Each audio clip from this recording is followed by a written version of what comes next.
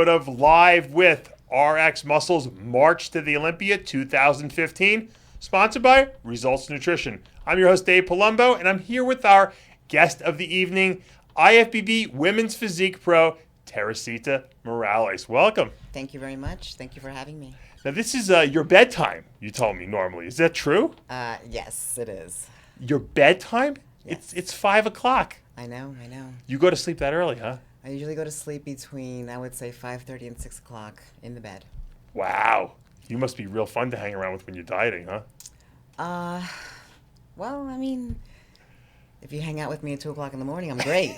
So you wake up at 2 o'clock in the morning to start your day. What do you do at 2 in the morning when you get up? The first thing I do is I get my meal ready. So I take my sups, and then while my sups are sort of digesting in my system, I walk my dog.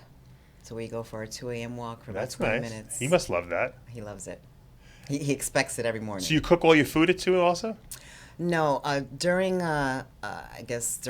prep time, I cook on Sundays and Wednesdays. So I sort of cook like for 3 days.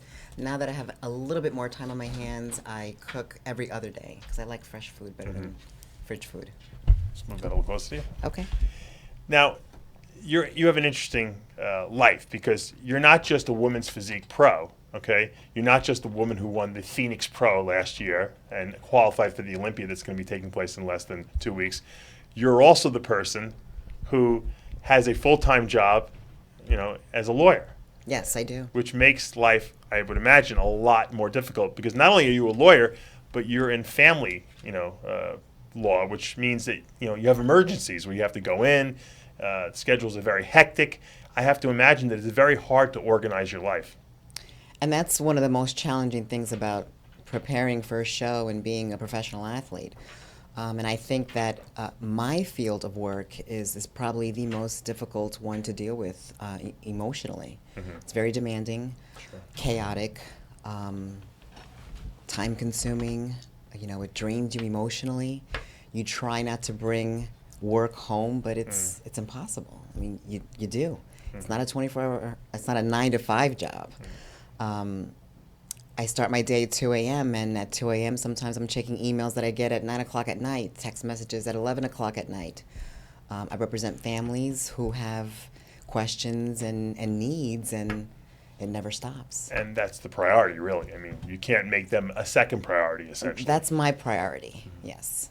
Now, we're going to get back to the family law for a minute. I was watching a TV show the other night, and I remember I had seen it many, many years ago. Probably was over 10 years ago that you were in. Almost 10 years ago. What was it called again, that special you were in? Hooked on Muscle. Hooked on Muscle. I remember that. And you were competing in a natural bodybuilding organization back then. Yes. And I remember in bodybuilding. In bodybuilding, yeah. And you were 100%. I remember how dedicated you were. And I remember in the special, I was impressed by your passion and your dedication, but I was like, her physique's okay. Maybe she's, deluding herself a little bit, And I'm just telling you honestly how I interpreted it.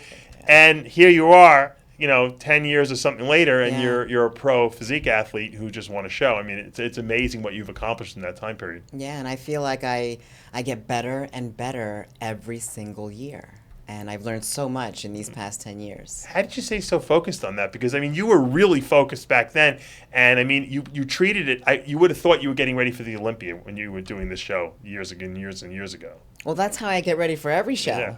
Yeah. How I did back then in 2006. It was unfortunate because I did not place well at all. No. But they only had a bodybuilding, figure, and best body in that particular federation. Right.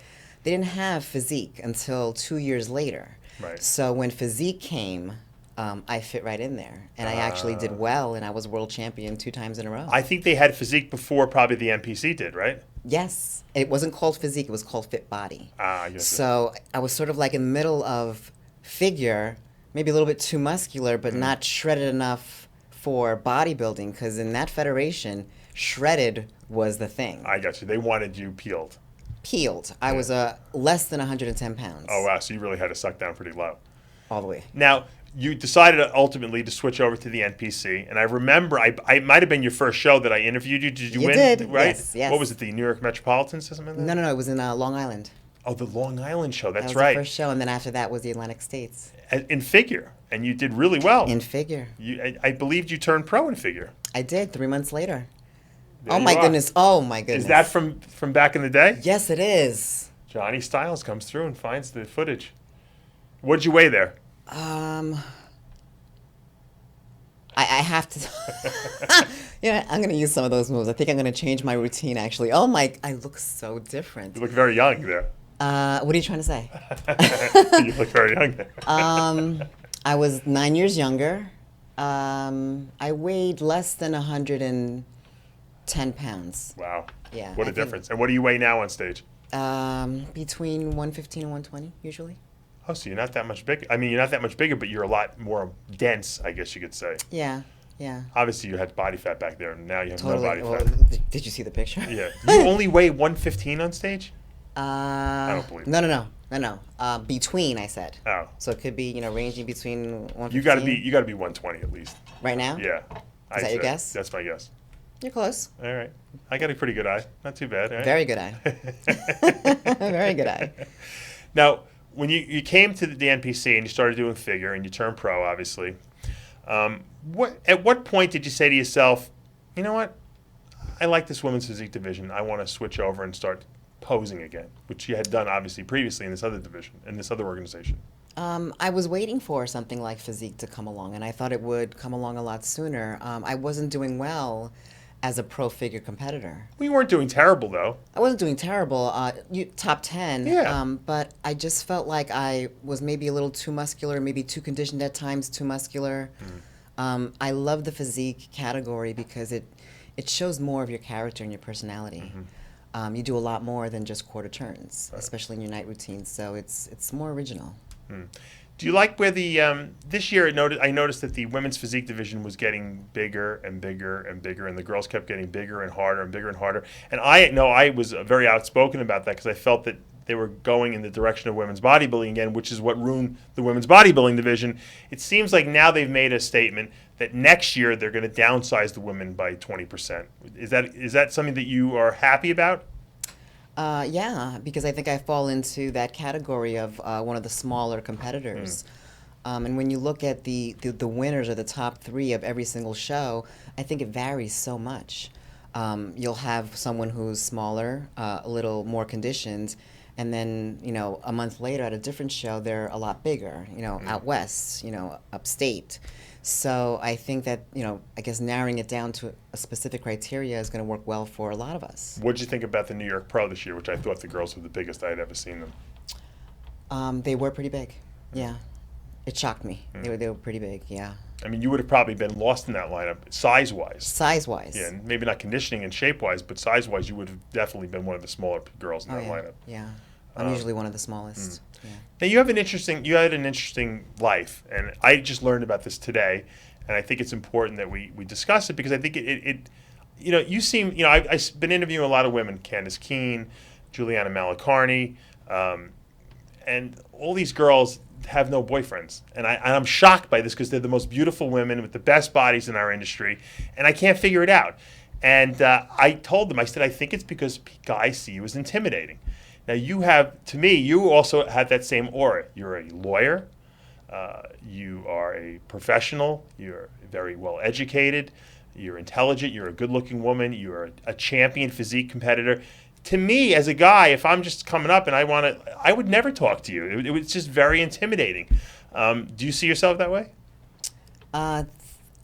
Through other people's eyes, I can see where that comes from. But I think, I have a soft core. I have a wonderful heart, very warm. And I think it's just a matter of getting to know that person. A lot of people don't get past that intimidating wall. But once you do, you'll see that I'm just a regular person. Right. But I think a lot of times, and I'm probably one of the guys who put that wall up when I was competing, because we all have emotional pain we come from. Yeah. Do you feel that you cast that wall purposely as like a protective barrier? No, not really. I think in the past I did. When I was going through whatever difficult time I was going through. But I think throughout the years I've matured and I was able to deal with my issues. And I don't try to portray myself as intimidating. I think I'm very friendly. I think it's just maybe just the appearance that they see. Yeah, of course. And the credentials. Yeah, you have good credentials, a lot of credentials. Yeah. Now, coming up, I was always wondered why you went into family law, and you told me earlier today, and for the first time I didn't know this, but you had to at some point in your life go into foster care. What happened earlier in your life that warranted that?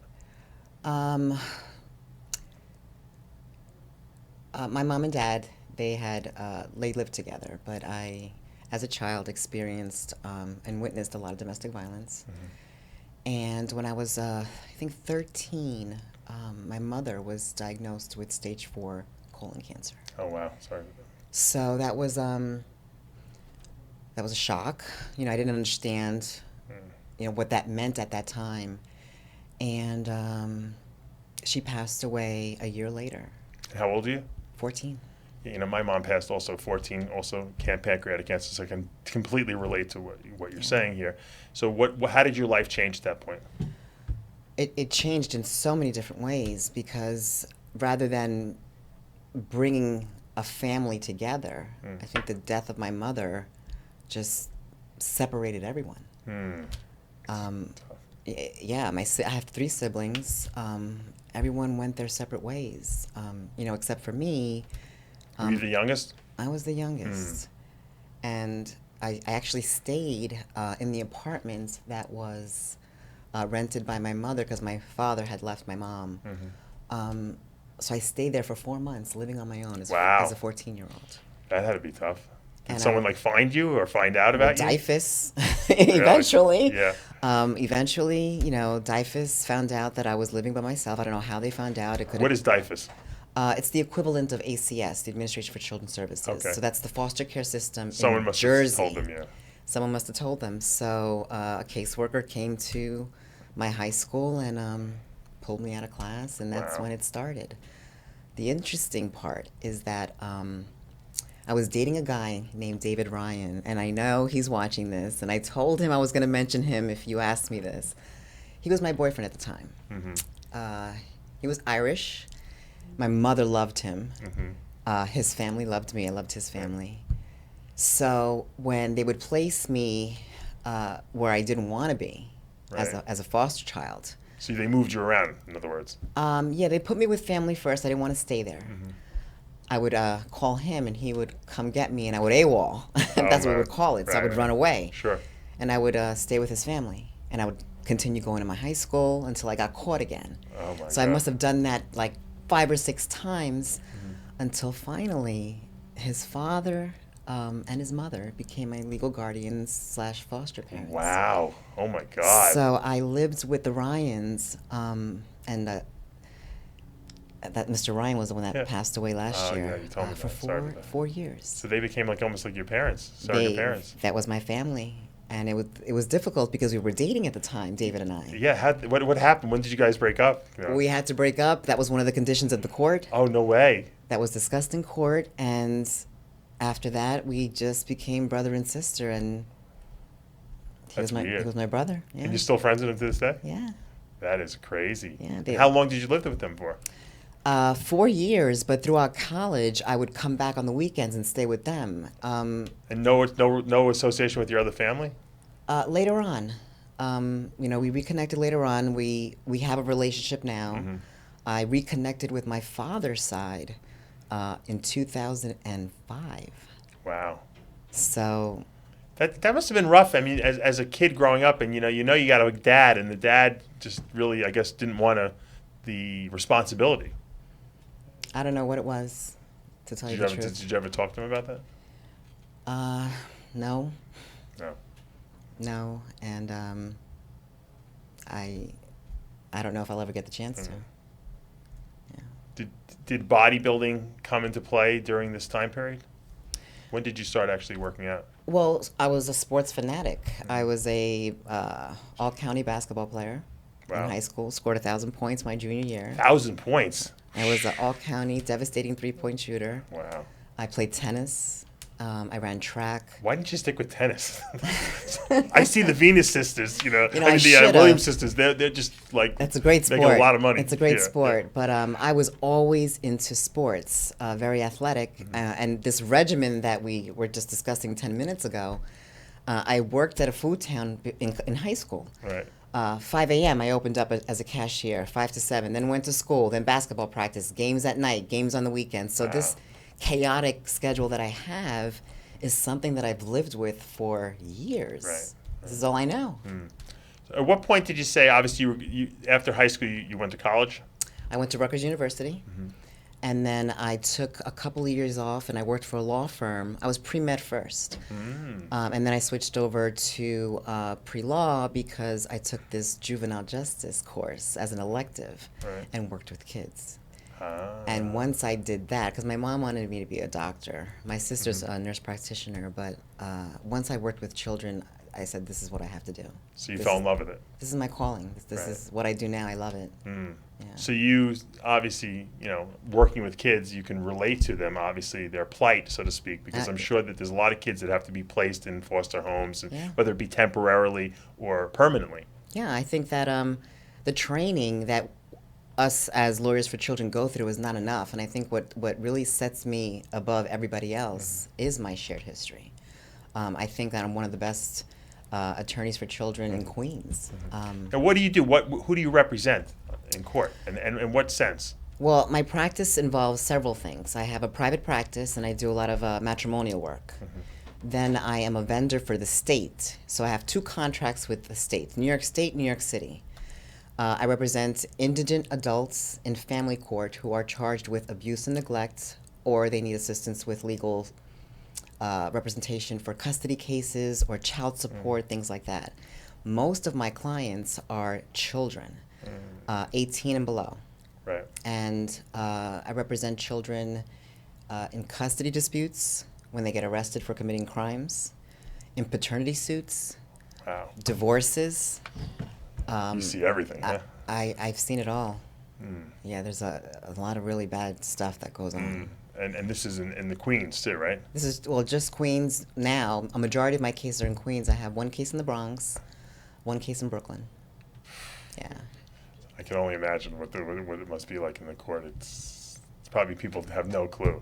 Because the inner city of the New York City tri-state area, or 5 boroughs in New York City, is probably the worst of any place in the country, I would think. Yeah, and and a lot of it goes unreported. But and I know when I was working, doing my psychiatry rotations in med school, I thought I was going insane. And then the psychiatrist there told me, it's transference. You start to feel what the other people are feeling. I have to believe that you relive a lot of your own childhood, probably just experiencing what some of these kids are going through. Sometimes. I mean, you can't help but relate. Sometimes I utilize that to develop a rapport with my clients if they know that I've experienced the same thing and I know what they're going through. Because it's difficult to talk about sex abuse with a stranger. Right. Or, being in foster care in general. Like, no kid wants to go through this. Right. How do you keep yourself enough at bay where you don't get too emotionally involved?